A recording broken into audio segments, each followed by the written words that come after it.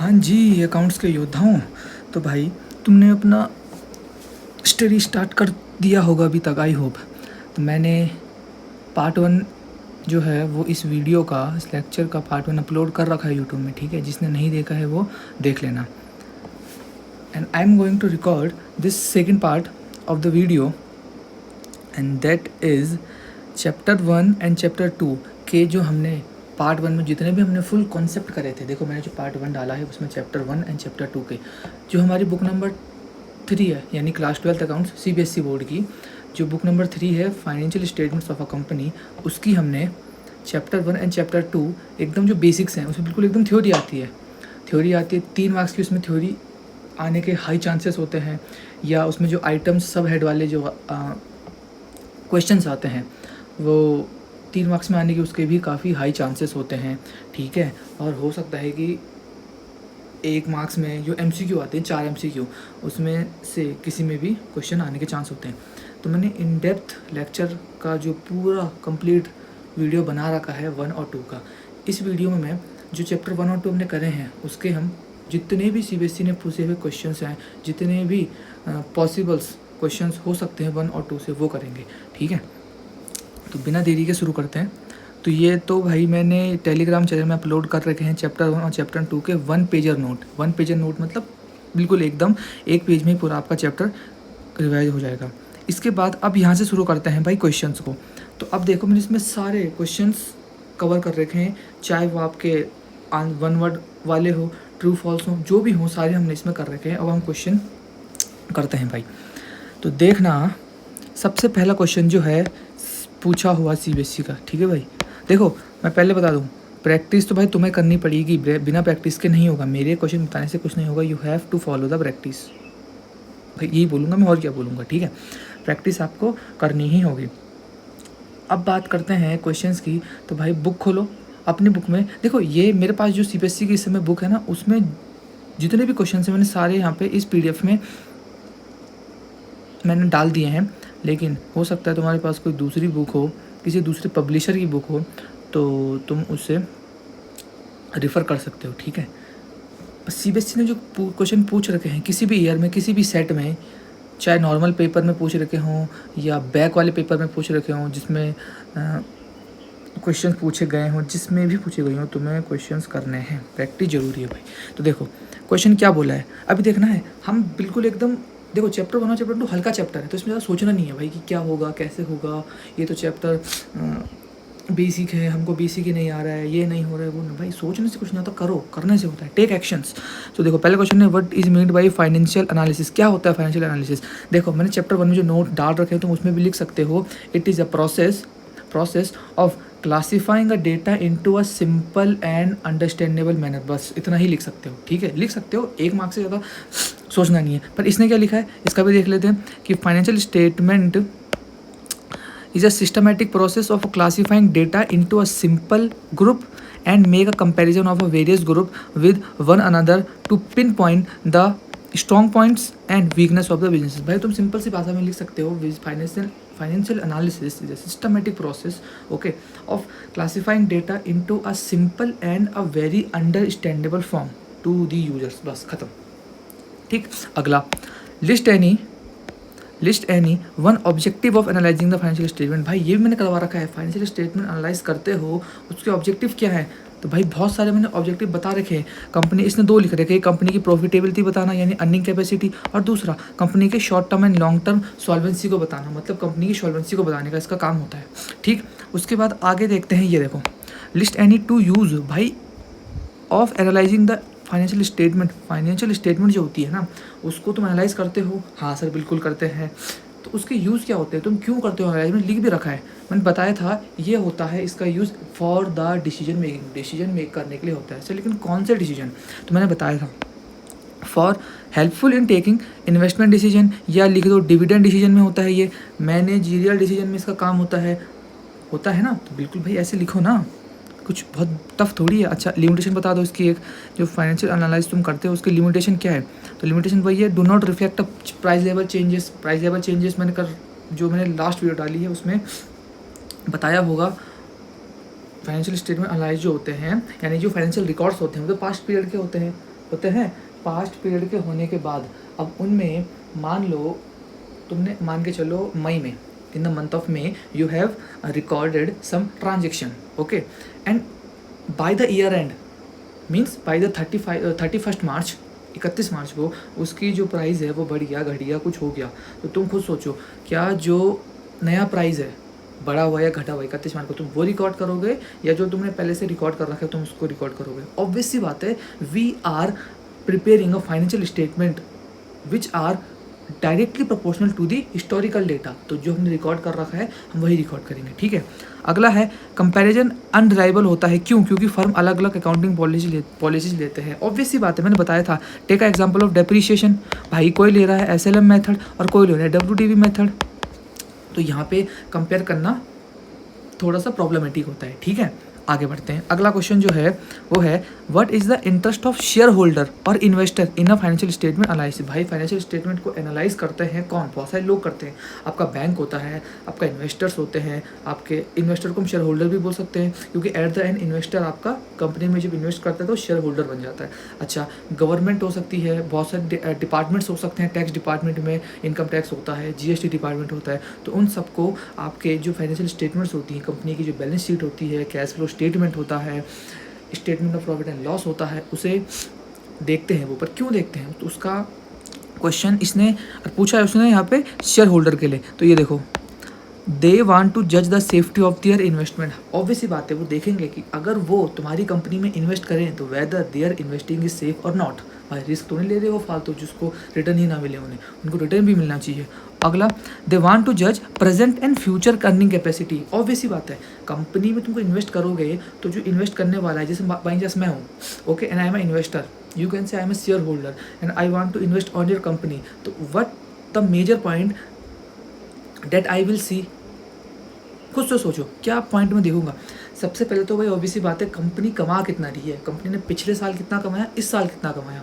अगला, कंपनी में अगर कोई इन्वेस्ट करता है तो कंपनी का रेट ऑफ रिटर्न कितना होता है, कंपनी उस बंदे को कितना प्रॉफिट देती है, कितना रिटर्न में प्रॉफिट देती है, कितना डिविडेंड देती है। ऑब्वियस सी बात है, जो इन्वेस्टर्स होते हैं उनको इन रिटर्न क्या मिलता है, अपना पैसा लगाते हैं, रिटर्न में क्या मिलता है उनको, उनका मिलता है डिविडेंड मिलता है ना। तो बस, तो वो 2 पॉइंट यहाँ पे दे रखे हैं।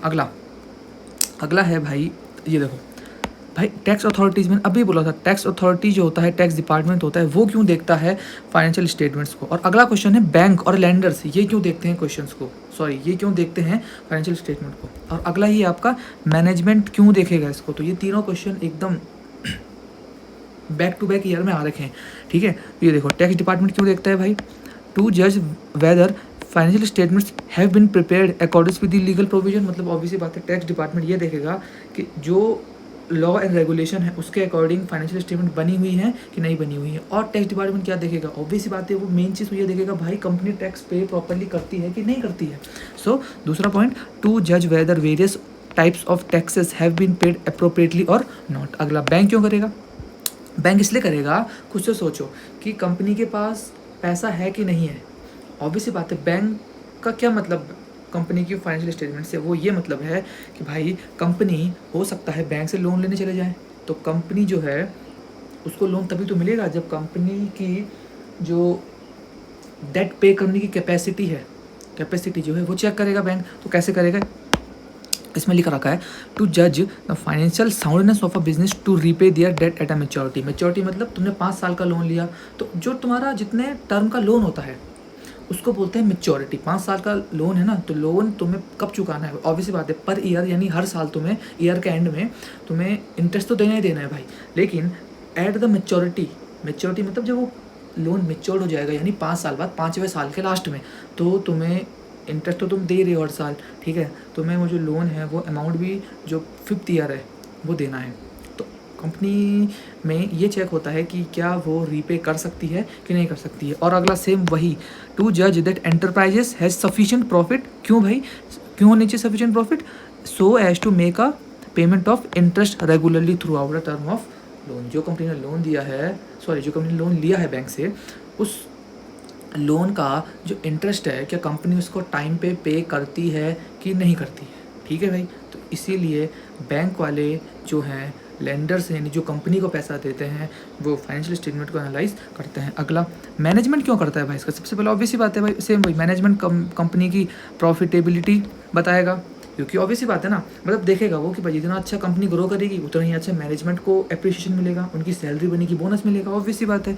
और अगला कि कंपनी की जो लॉन्ग टर्म और शॉर्ट टर्म सॉल्वेंसी पोजीशन है वो क्या है, मतलब कंपनी के पास पर्याप्त या मैं बोलूँ सफिशिएंट एसेट्स हैं कि नहीं अपनी लायबिलिटी को पे करने के लिए। ठीक है, अगला क्वेश्चन जो है, अगला क्वेश्चन ये मैंने कर रखा है, 1 मिनट। हाँ ठीक है, ये तो शायद ये दोबारा आ गई वीडियो, कोई बात नहीं, ये दोबारा हो गया, ये फ़ोटो दोबारा आ गई, चलो कोई बात नहीं है, आगे बढ़ते हैं। आगे देखो मैंने चैप्टर 1 और 2 के मिक्स कर रखे क्वेश्चन, तो कन्फ्यूज मत होना, जैसे बस वीडियो में मैंने PDF डाल रखा है वैसे आप करते जाओ। एक काम करते हैं, मुझे लगता है ये जो वीडियो ये 2 बार आ गई ना फ़ोटो, इसे हटा देते हैं, तो ये लो भाई, ठीक है। अब बात करते हैं आगे, ये देखो कैसे कैसे क्वेश्चन फ्रेम हो सकते हैं। एक क्वेश्चन ये है कि name the sub heading under which non current liabilities shall be classify. भाई नॉन करंट लाइबिलिटीज़ के अंदर क्या क्या आता है, मैंने बताया था, याद करो, long term borrowings, deferred tax liabilities, other long term borrowing और लॉन्ग टर्म प्रोविजन, बस याद ही तो करना इसमें, और क्या है। अगला देखो है, under what head the following items on equities and liability side of a company will be presented. ये सारी आइटम्स जो दे रखी है देखो, सारे नहीं करेंगे हम, जिनमें टिक मारा है शुरू के 3 वही ICBSE ने पूछ रखे हैं, तो वही मेन करेंगे। तो ये देखो आपका जो आंसर का फॉर्मेट होगा ना वो कुछ ऐसा होगा, आपके बनेंगे 3 कॉलम, तो नंबर वाला तो भाई तो ऑब्वियसली बातें बनेगा ही बनेगा, तो उसके अलावा 3 कॉलम बनेंगे। एक बनेगा आपका मेन आइटम्स का, फिर बनेगा आपका हेडिंग का, इसको आप क्या बोल सकते हो, मेजर हेड भी बोल सकते हो, और अगले आपके बनेंगे सब हेड के। ठीक है भाई, तो देखो उसने पहला पूछा प्रपोज डिविडेंड जो होता है ना भाई, वो करंट लाइबिलिटीज़ में आता है और शॉर्ट टर्म प्रोविजन में आता है। अब मैं बताऊँ क्यों आता है, तो सुनना ध्यान से। जो कंपनी में जिन्होंने शेयर अपने होल्ड करे होते हैं, जो शेयर होल्डर्स होते हैं, उनको कंपनी डिविडेंड देती है, और डिविडेंड हर साल देना होता है, हर साल मतलब ईच एंड एवरी ईयर। अब जो काम हर साल हो रहा है वो कंपनी की लाइबिलिटी बन जाती है। कौन सी लाइबिलिटी बन जाती है, वो बनती है करंट लाइबिलिटी, और वो आता है शॉर्ट टर्म प्रोविजन के अंदर। क्यों, कंपनी प्रोविजन बना के चलती है कि भाई चांस इस साल अगर हमको सफिशिएंट प्रॉफिट नहीं हुए तो जो हमने पिछले साल के रिटेन अर्निंग कर रखी है ना, रिजर्व जो हमने बना रखा है, हमको वहाँ से डिविडेंड बांटना पड़ेगा। अगला है आपका अनक्लेम डिविडेंड या अनपेड डिविडेंड। इसका मतलब पता क्या होता है भाई, कि तुमने डिविडेंड तुम्हारा ड्यू हो चुका है, तुम्हारी डिविडेंड जो कंपनी डिविडेंड देती है वो अब डेट आ चुकी है कि भाई शेयर होल्डर को डिविडेंड दो, बट तुम्हारे पास सफिशिएंट पैसा ही नहीं है, तो डिविडेंड दोगे कहाँ से, यानी सफिशिएंट प्रॉफिट नहीं, तो पैसा दोगे कहाँ से।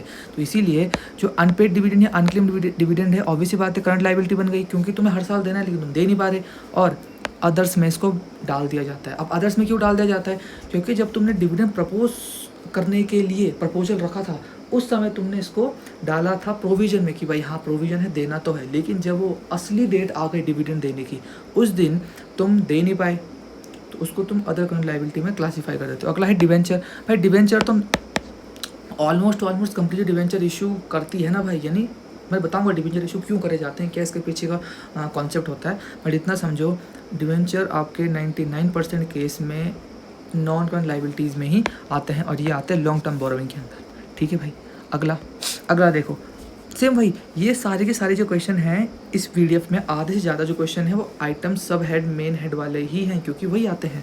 तो ये देखो अंडर कौन से हेड में तुम इनको दिखाओगे, देखो इसका आंसर तुम्हें खुद से करना है। चलो बताओ गुडविल किस में आता है, सर गुडविल किस में आता है, सर गुडविल आता है हमारा फिक्स्ड एसेट्स के अंदर। किसके अंदर आता है, फिक्स्ड एसेट के अंदर आता है, और उसके अंदर ये तो हो गया मेजर हेड, माइनर वो, और सब हेड में किस में आएगा, सर सब हेड में आएगा ये इंटेंजिबल के अंदर। तो भाई ये याद होना चाहिए तुम्हें, इंटेंजिबल और सर फिक्स्ड एसेट्स के अंदर ये आता है। ठीक, अगला है तुम्हारा, ये देखो जो पूछ रखा है लूज टूल किसके अंदर आता है, सर लूज टूल आता है हमारा करंट एसेट के अंदर। किसके अंदर आता है, करंट एसेट में शॉर्ट में लिख रहा हूँ करंट एसेट, और उसके अंदर भी किसके में आएगा, सर ये आएगा इन्वेंट्रीज़ के अंदर, ठीक है भाई। इन्वेंट्री के अंदर काफ़ी चीज़ आती है, इन्वेंट्री के अंदर आता है आपका FG यानी finished goods, WIP work in progress, SIT stock in trade. ठीक है भाई, और क्या आता है, और आता है आपका लूज टूल्स। अरे लूज टूल पता क्या होता है, जो तुम्हारे सामान को बनाने में तुम छोटी मोटी चीज़ें यूज़ करते हो, हथौड़ा हो गया, तुमने कोई प्लास हो गया, नॉर्मल हाथ से मैं बोल रहा हूँ भाई बिल्कुल, तो वो चीज़ें लूज टूल में आता है। और होता है store and spheres, store and spheres, छोटे मोटे जो आपके पास मशीन को चलाने के स्पेयर्स पार्ट पड़े होते हैं, किसी चीज़ के, किसी भी मशीन के पार्ट पड़े होते हैं, किसी प्लांट के पार्ट पड़े होते हैं, तो वो आपके इन्वेंट्री के अंदर आते हैं। तो भाई इन्वेंट्री के अंदर ये सारी चीज़ें आती हैं, तो ये याद रखना। ठीक, आगे बढ़ते हैं। अगला ये देखो भाई, अगला है कि रॉ मटेरियल किसके अंदर दिखाओगे? ऑब्वियसली बात है करंट एसेट्स और इन्वेंट्री के अंदर। ठीक है भाई, चलो जी आगे बढ़ते हैं। आगे हैं, देखो मैं वो क्वेश्चन करवा रहा हूँ जो सीबीएसई ने पूछ रखे हैं, इस क्वेश्चन को पूरा कर लेते हैं। क्या बोला उसने? भाई दिखाओ कौन से मेजर है और सब हेड के अंदर दिखाओगे। तो प्रोविजन फॉर टैक्स आपका आता है करंट लाइबिलिटीज़ के अंदर, शॉर्ट टर्म प्रोविजन के अंदर। Loan payable on demand. अब देखो पेबल ऑन डिमांड का मतलब होता है कि कभी भी तुम्हें पे करना पड़ सकता है, तो ऑब्वियसली बात है करंट लाइबिलिटी बन गई और बोरिंग में आ गया। पेबल का मतलब होता है यू हैव टू पे, तुम्हारी लाइबिलिटी है। कंप्यूटर एंड रिलेटेड इक्विपमेंट, भाई कंप्यूटर ऑब्वियसली बात है नॉन करंट एसेट्स और फिक्स्ड एसेट्स के अंदर, फिक्स एसेट के अंदर आएगा और टेंजिबल में। गुड्स एक्वायरिंग फॉर ट्रेडिंग, तुमने सामान और डायरेक्ट खरीद लिया, तुम्हारी इन्वेंट्री का पार्ट हो गया ना फिर तो ये, तो किसमें आएगा? करंट एसेट और इन्वेंट्री के अंदर ही आ गया। चलो जी अगला है आपका सेम लूज टूल, मैंने बता दिया, मैं बार बार बताऊंगा नहीं। लॉन्ग टर्म लोन किस में आता है? अरे सर वही सेम तो है, लॉन्ग टर्म बोरिंग या long term loan and advances में आता है ये। ठीक है। और अगला है ये देखो, ये दोनों पूछ भी रखे हैं, खैर ये तो नहीं पूछ रखा है वैसे। जनरल रिजर्व और सब्सिडी रिजर्व दोनों भाई रिजर्व हैं, तो किस में आएंगे? दोनों शेयर होल्डर फंड के अंदर, रिजर्व एंड सरप्लस के अंदर आते हैं। ठीक, ओके। अच्छा एक और है, मैं बता दूं, एक ये होता है uncalled liability on partly paid shares. मतलब तुमने अभी तक ना, तुमने किसी से पैसे मांगने थे, तुमने उससे पैसे मांगे नहीं, तुमने पैसे मांगने थे बट तुमने पैसे मांगे नहीं, कहाँ दिखाओगे? तुम ये दिखाओगे, देखो commitment in notes to account, इसका सब हेड नहीं होता, मेन एक ही जगह दिखाते हैं commitments in notes to accounts. भाई नोट्स टू अकाउंट्स में ना तुम कुछ चीज़ें दिखाते हो, उनमें से एक जो होता है वो होता है कमिटमेंट। कमिटमेंट का मतलब होता है तुमने किसी सामने वाली पार्टी के साथ कॉन्ट्रैक्ट साइन कर लिया। क्या बोला मैंने? तुमने किसी भी सामने वाली पार्टी के साथ कॉन्ट्रैक्ट साइन कर लिया, ठीक है। अब उसमें साइन में, अब कॉन्ट्रैक्ट साइन करने के बाद जो भी एक्टिविटी होगी, चाहे तुम करो या सामने वाली पार्टी करे, यानी जो एग्रीड पार्टी है वो करेगी, तो जो भी वो पार्टी करेगी या तुम करोगे, तुम्हें उसको अपने नोट्स टू अकाउंट में शो करना होता है। तो यहाँ पे देखो uncalled liability on partly paid share, तुमने उस सामने वाली पार्टी को शेयर दे दिए, शेयर मांगे चलो 10 रुपये का है, लेकिन तुमने अभी उस सामने वाली पार्टी से सिर्फ 6 रुपये मांगे, 4 रुपये तुमने मांगने हैं ना भाई, बचे हुए हैं ना 4 रुपये, तो वो 4 रुपये तुमने अब तक मांगे नहीं है। तुम मांग सकते हो बट मांगे नहीं है, तो तुम उसे कमिटमेंट्स में दिखाते हो कि हमने कॉन्ट्रैक्चुअल कमिटमेंट कर रखी है कि हम कभी भी मांग सकते हैं। ठीक, आगे बढ़ते हैं। आगे ये पांचों ये काफ़ी इंपॉर्टेंट है। कॉल्स इन एरियर का मतलब किस एरियर होता है? अच्छा देखो, कॉल्स इन एरियर का सिंपल सा मतलब होता है कि किसी शेयर होल्डर से तुमने पैसा मांगा लेकिन उसने नहीं दिया। ये कहाँ दिखाते हैं भाई? इसको मैं बताऊँ ना, इसको तुम शेयर कैपिटल में से माइनस करके दिखाते हो। मतलब लिख लो शेयर होल्डर फंड के अंदर, शेयर होल्डर फंड के अंदर तुम इसे दिखाते हो माइनस करके।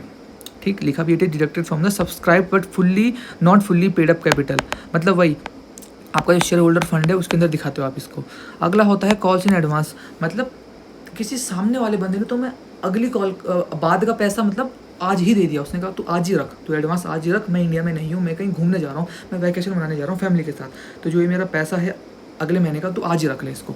तो ये तुम किस में दिखाते हो? खुद सोचो। तुम्हें कॉल्स इन एडवांस, भाई कॉल्स इन एडवांस एक तरीके का आपकी करंट लाइबिलिटी होती है और अदर करंट लाइबिलिटी में दिखाया जाता है इसको। अगला है फोरफिटेड शेयर। फोरफिटेड शेयर भी आपका सब्सक्राइब्ड कैपिटल मतलब शेयर होल्डर फंड के अंदर ऐड करके दिखाया जाता है। भाई ये याद रखना, ऐड करके दिखाया जाता है। फोरफिटेड शेयर क्या होता है मैं बता दूं, तुमने किसी बंदे को शेयर दी है, ठीक है, और वो पैसा नहीं दे रहा है, तो तुम क्या करते हो? मतलब मान के चलो तुमने उस बंदे से मांगे, शेयर था 10 रुपये का, तुमने उस ऑब्वियस बात है 10 रुपये का है, तुम कंपनी अपनी मर्जी से कितना पैसा भी मांग सकती है, लेकिन जितना मांगा है देना पड़ेगा शेयर होल्डर को।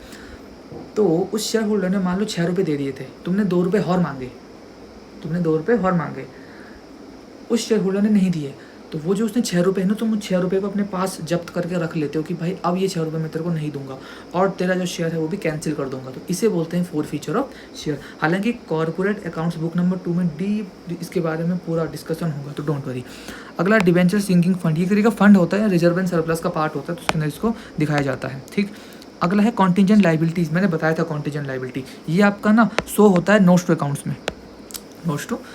में। अगला देखो भाई, अगला ये रहा। अगला है ये उसने बता रखा है कि premium on redemption of debenture, premium on redemption of debenture ये आपका नॉन करंट लाइबिलिटी का पार्ट होता है, अदर करंट लाइबिलिटी के अंदर दिखाया जाता है।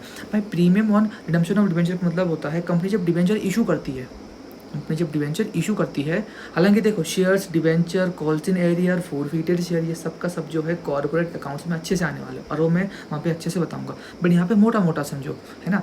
Premium on redemption of debenture का मतलब होता है कि आपने कोई डिवेंचर अगर आज 100 रुपये में इशू करा तो आज से 5 साल बाद आप उसको 120 रुपये में दोगे, तो जो आपका एक्स्ट्रा 20 रुपये है वो उसको प्रीमियम बोला जाता है, ठीक है। तो अब खुद सोचो, तुम आज से 5 साल बाद कितना पैसा दोगे, 120 रुपये, तो 5 साल बाद देना है ना, तो नॉन करंट लायबिलिटी हो गया अपने आप, बस। अच्छा अगला देखो, लोन रीपेबल ऑन डिमांड, तो क्या लिखा है, लोन रीपेबल ऑन डिमांड, चाहे पेबल हो या रीपेबल हो ये आपका करंट लायबिलिटी ही होता है, ठीक है सर। अगला है इंटरेस्ट एक्रूड ऑन इन्वेस्टमेंट, आपका आपने इन्वेस्ट करा, क्या बोला मैंने, आपने इन्वेस्ट कर रखा उसमें, उससे आपको क्या आ गया, इंटरेस्ट जनरेट हो गया, तो इंटरेस्ट हमारे करंट एसेट्स का बात होता है भाई, ठीक। चलिए आगे बढ़ते हैं, आगे आगे इसमें तो कुछ है नहीं यार, इस क्वेश्चन को ना हटा देना, ये गलती से आ गया इसमें, इससे कर देना, ये भी नहीं है। अच्छा अगला देखो, what do you mean by long term provision, क्या होता है लॉन्ग टर्म प्रोविजन, ये सिंपल सी बात बोलो, प्रोविजन। भाई देखो ना, प्रोविजन कैसे, provisions for which related claims are expected to be settle beyond 12 month or an operating cycle are long term provision, ऐसे प्रोविजन जो सेटल तो होंगे लेकिन 12 महीने के बाद होंगे, ऑब्वियस सी बात है, ठीक। आगे आगे आगे आगे भाई देखो, ये जो और क्वेश्चन है सिंपल सिंपल, ये तुम खुद से पढ़ सकते हो, क्या पढ़ सकते हो सर, इक्विटी एंड लायबिलिटी के अंदर कौन कौन से पार्ट आते हैं, शेयर होल्डर फंड आता है, share application money pending allotment आता है, नॉन करंट लायबिलिटी और करंट लायबिलिटी आता है। अच्छा और ये देखो, name any one line item, one line item that can be shown under a major head assets, asset के अंदर कौन कौन होते हैं भाई, और उसने एक ही बोला दिखाने को, तो ये दिखा दो, ये दिखा दो, एसेट के अंदर 2 चीज़ें होती हैं, नॉन करंट और करंट। अच्छा फिर उसने बोला शेयर होल्डर फंड के अंदर क्या क्या आता है, हमको कोई 2 चीज़ें दिखानी है, वैसे तो शेयर होल्डर फंड के अंदर 3 चीज़ें आती है ना, शेयर कैपिटल आता है, रिजर्व एंड सरप्लस आता है, और तीसरा क्या आता है भाई, बताओ बताओ बताओ भाई, money received against share warrant, कुछ याद आ रहा है, तो आपका ये 3 चीज़ें दिखाई जाती है, बट क्वेश्चन ने क्या बोला, कोई 2 दिखाओ बस, तो ये 2 दिखा दो, ठीक। अगला सेम भाई, नॉन करंट लायबिलिटी के अंदर क्या क्या आता है, करंट लायबिलिटी के अंदर क्या क्या आता है, नॉन करंट एसेट्स के अंदर आप क्या क्या दिखाते हो, तो ये भी सही है, ठीक है, फिक्स्ड एसेट्स भी सही है, नॉन करंट इन्वेस्टमेंट भी सही है, इसके अलावा जो मैंने और बैलेंस शीट में दिखा रखी है वो भी आप लिख सकते हो। करंट एसेट्स के अंदर क्या क्या आता है, रिजर्व एंड सरप्लस में तुम कोई भी 2 चीज़ें दिखा सकते हो, जो तुम कोई भी रिजर्व दिखा दो, कैपिटल रिजर्व दिखा दो, सिक्योरिटीज़ प्रीमियम रिजर्व दिखा दो, या प्रॉफिट एंड लॉस भी दिखा सकते हो भाई इसके अंदर।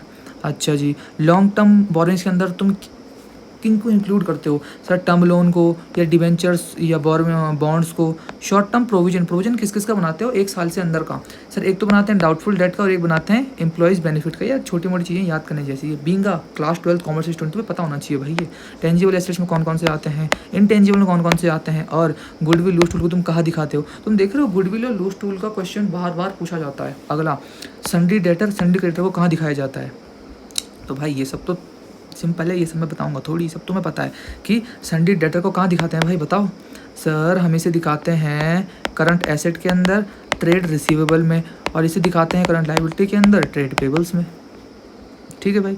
अगला करंट लायबिलिटीज़ के अंदर क्या क्या आता है, तो बताओ भाई, शॉर्ट टर्म बोरोइंग आता है, ट्रेड पेबल्स आता है, अदर करंट लायबिलिटीज़ आती है, शॉर्ट टर्म प्रोविजन आता है, ठीक है भाई, ठीक है। और ये 2 दे रखी है इसने, तुम कहाँ दिखाते हो, बैलेंस शीट की बात नहीं कर रहा है ये बात कर रहा है। अच्छा ये 2 चलो अलग क्वेश्चन हो गया, बट ठीक है, इसको भी हटाओ, ये क्वेश्चन भी कन्फ्यूजन क्रिएट करता है, इसको भी हटाओ। चलो जी, अब ये 2 उसने दे रखे, ये मैं खुद बताता हूँ तुम्हें, देखो हैं कि एक है गुडविल राइट ऑफ और अगला है मेडिकल एक्सपेंसेस। अब जो मेडिकल एक्सपेंस करा जाता है किसी भी कंपनी में, तो खुद बताओ एक्सपेंस कहाँ दिखाते हो, बैलेंस शीट में या SOPL में, सर SOPL में। SOPL के अंदर कहाँ दिखाते हो, एम्प्लॉयज़ बेनिफिट के अंदर दिखाते हो, मेडिकल एक्सपेंस जो होते हैं वो एम्प्लॉयज़ बेनिफिट में ही इंक्लूड करे जाते हैं, ठीक है भाई। अगला है goodwill right of, goodwill right of का मतलब होता है, गुडविल मतलब सर एसेट यानी डेबिट बैलेंस होगा, हाँ जी सर। राइट ऑफ करा सर, राइट ऑफ करा मतलब आपने खत्म कर दिया, यानी गुडविल की वैल्यू कम हो गई, तो गुडविल क्या होती है, डेप्रिसिएशन लगता है कि अमोर्टाइजेशन लगता है, भाई उसमें लगता है अमोर्टाइजेशन, ठीक है। बस हो गया। अगला ये देखो भाई, ये तुम बैलेंस शीट में कहाँ दिखाओगे किसको, ये पूछ रखा है इसने, स्टोर एंड स्पेयर पार्ट्स को। तो देखो फोर्थ वाला 100% जो है वो इन्वेंट्री के अंदर आएगा आपका, करंट एसेट्स में इन्वेंट्री के अंदर। और अगला है मोटर व्हीकल। तो सर मोटर व्हीकल तो हमें पता है सर ये फिक्स्ड एसेट का पार्ट होता है। तो देखो नॉन करंट में फिक्स्ड एसेट टेंजिबल का पार्ट वो दिखा रखा है। ट्रेड पेबल मैंने बता रखा है, ट्रेड पेबल आप करंट लायबिलिटी के अंदर आता है। तो भाई सिंपल है, कुछ टफ नहीं है ये। अगला ये चारों तुम खुद से कर सकते हो। लूज टूल आपका कहाँ आता है, करंट एसेट्स इन्वेंट्री के अंदर। अनपेड डिविडेंड आपका current liability, other current liability के अंदर। Copyright and patent sir non current assets में इंटेंजिबल के अंदर। लैंड एंड बिल्डिंग टेंजिबल के अंदर। लूज टूल तो फिर से वही आ गया। अगला computer software, sir software is a part of intangible asset बस। अगला है कैपिटल रिजर्व, सर कहाँ दिखाओगे कैपिटल रिजर्व को, सर रिजर्व एंड सरप्लस में, वो वैसी बात है।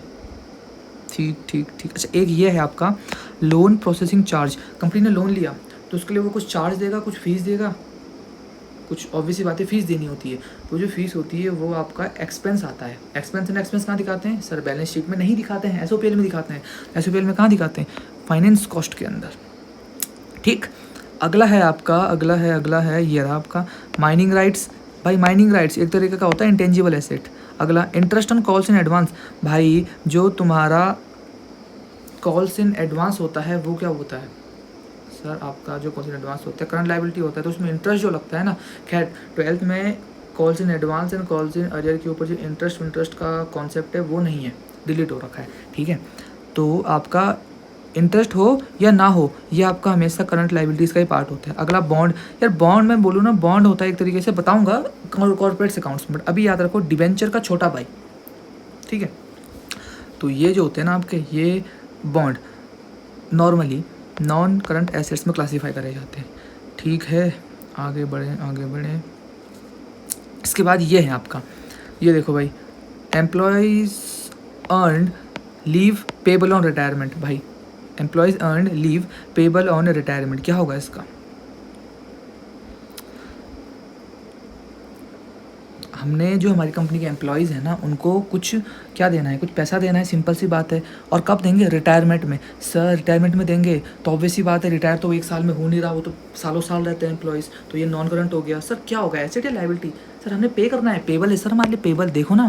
तो नॉन करंट लायबिलिटीज़ किस में आएगा, लॉन्ग टर्म प्रोविजन में आएगा। अगला है आपका प्रोविजन, इसको PF प्रोविजन फॉर PF, तो PF वाला भी होता है ना, ये दोनों आपका लॉन्ग टर्म प्रोविजन में ही आते हैं। अच्छा एम्प्लॉयज़ बेनिफिट, अब इसने लिख रखा है, देखो प्रोविजन फॉर एम्प्लॉयज़ बेनिफिट मैंने बताया था, ये आपका शॉर्ट टर्म में आता है। दो आपके शॉर्ट टर्म में आते हैं, provision for taxation, provision for doubtful debt, और एक और आता है आपका, 3 बोल सकते हो एम्प्लॉयज़ बेनिफिट, ये 3 आपके शॉर्ट टर्म में आते हैं। तो ये और ये आपके लॉन्ग टर्म हो गए, ये आपके शॉर्ट टर्म हो गए। ठीक है भाई, आगे बढ़ते हैं। ये तो यार वही है सेम, कॉपीराइट, लूज टूल, ये तो ठीक है। देखो ये भी सेम 9% डिवेंचर है। ये जो 9 डिवेंचर से पहले परसेंट लगता है तो ये होता है इंटरेस्ट रेट। क्या होता है ये, इंटरेस्ट रेट, ये फिक्स होता है कि इतने इंटरेस्ट रेट में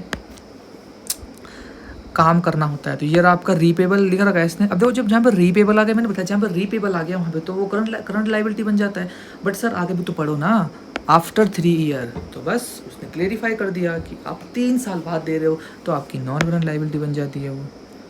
अच्छा ये आप लोग खुद से करोगे कि नेम एनी 2 आइटम्स जिन्हें हम कहाँ दिखाते हैं, अदर करंट लायबिलिटीज़ में और अदर करंट एसेट्स में। ये तुम खुद से करोगे, अदर करंट लायबिलिटी में कौन सा आएगा और अदर करंट एसेट्स में कौन सा आएगा।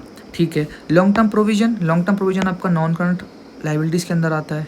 ठीक, तो बस इसी के साथ ख़त्म हो गया चैप्टर। तो हमने पूरा क्वेश्चन, जितने भी क्वेश्चन हो सकते थे, जितने, मैं तो उसमें approx max to max question सारे कवर कर लिए। ठीक है भाई, तो इसी के साथ वीडियो को करते हैं समाप्त, मिलते हैं नेक्स्ट